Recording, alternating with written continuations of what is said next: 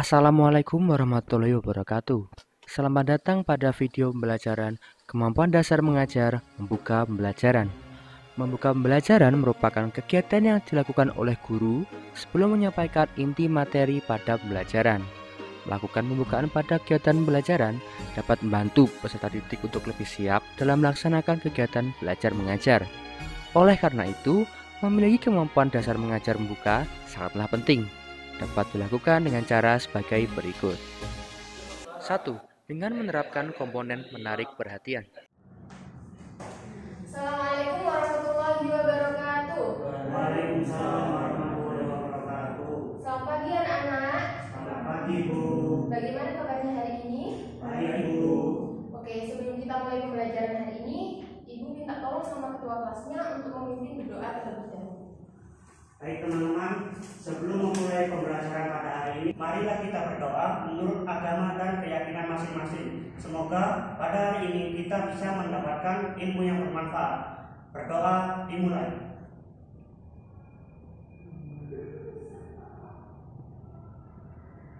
Berdoa selesai. Oke, terima kasih Mas Adam. Ibu cek dulu ya, siapa yang hari ini tidak hadir? Ibu absen dulu. Adam, Hadir, Bu. Neva, hadir Bu. Sofyan, Hadir, Bu. Tasya, hadir Bu. Oke, hadir semua ya hari ini. Sekarang, coba perhatikan benda yang ada di tangan Ibu. Ya, hari ini kita akan belajar tentang peta. Di sini sudah tahu semuanya. Peta itu apa sih? Saya perlu mau coba menjawab. Ya, coba Kak Tasya. Jadi menurut saya peta itu gambaran permukaan bumi yang dicetak atau ada di bidang datar seperti itu Bu, tapi memiliki skala. Oke, good job Kak Tasya. 2. Dengan menerapkan komponen menimbulkan motivasi. Oke, untuk memperjelas, sekarang Ibu tanya sama Mbak Neva. Alamat rumahnya Mbak Neva ada di mana? Bagus Bu. Di Pakis. Ya, terima kasih Mbak Neva. Sekarang Ibu tanya lagi kepada Mas Sofyan. Kalau alamat rumahnya Mas Sofyan? Di Bangil.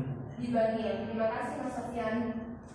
Nah, jadi kita tahu ya, tadi rumahnya Mbak Neva ada di Pakis. Kalau rumahnya Mas Sofyan ada di Bangil.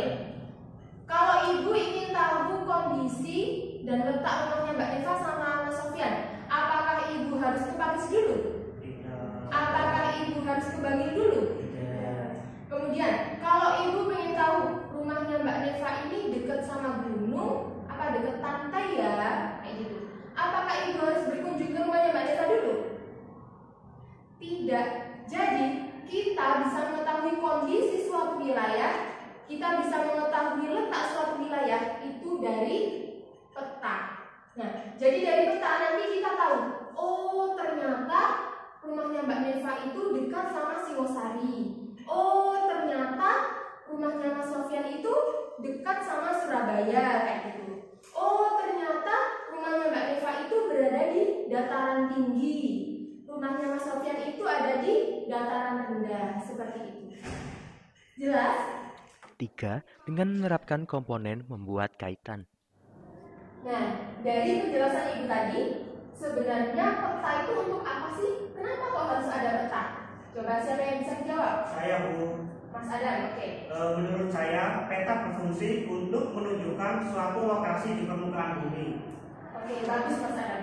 Jadi peta itu digunakan untuk mengetahui atau menunjukkan posisi atau tempat di permukaan bumi.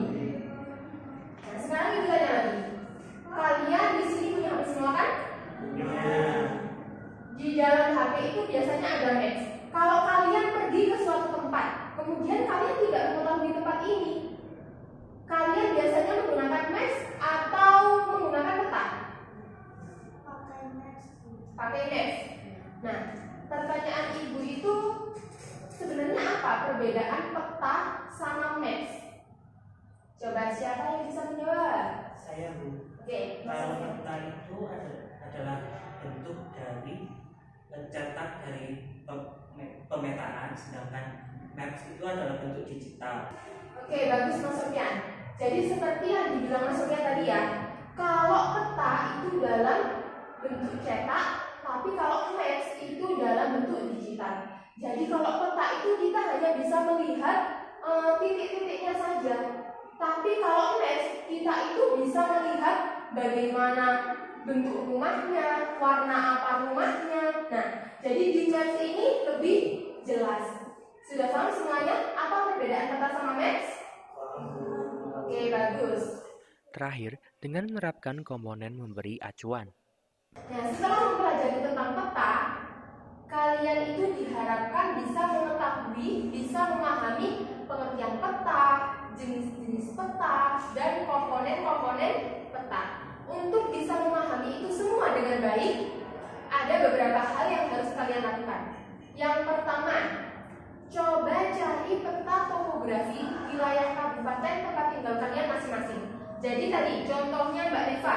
Mbak Deva itu tinggal di Pakis. Pakis itu berarti Kabupaten Malang. Jadi Mbak Deva harus mencari peta topografi Kabupaten Malang. Kemudian Mas Sofyan. Mas Sofyan tinggal di Bangil. Bangil itu berarti itu Kabupaten Pasuruan. Jadi Mas Sofyan harus mencari peta topografi Kabupaten Pasuruan. Kemudian yang kedua, kalian harus menyebutkan komponen-komponen apa saja yang ada di peta tersebut. Apakah peta tersebut komponen-komponennya lengkap? Apakah sudah ada judul, sudah ada insert? Nah, nanti kalau ada yang kurang, berarti peta itu kurang baik.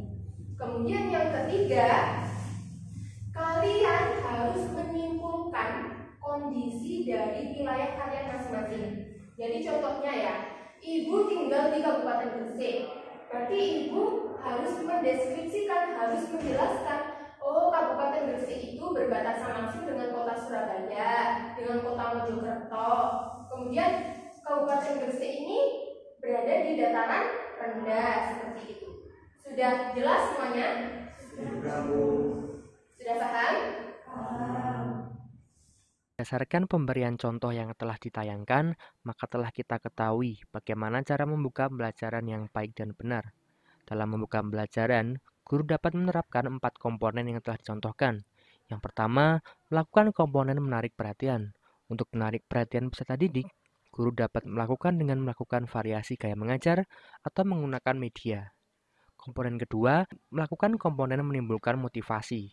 Untuk menimbulkan motivasi pada peserta didik, guru dapat melakukan dengan kehangatan dalam mengajar, menimbulkan rasa ingin tahu, mengemukakan ide, dan memperhatikan minat peserta didik. Komponen yang ketiga adalah membuat kaitan. Dalam memberikan kaitan pada peserta didik, guru dapat melakukan dengan mengaitkan aspek yang relevan, membandingkan pengetahuan peserta didik dengan materi, atau menjelaskan konsep secara umum. Komponen yang keempat adalah melakukan komponen pemberian acuan. Dalam memberikan acuan pada peserta didik, guru dapat melakukan dengan mengemukakan tujuan dan batasan pada tugas, atau pemberian saran atau langkah-langkah pada tugas yang telah diberikan. Baiklah, itu semua adalah komponen dan subkomponen dalam kemampuan dasar mengajar membuka pembelajaran.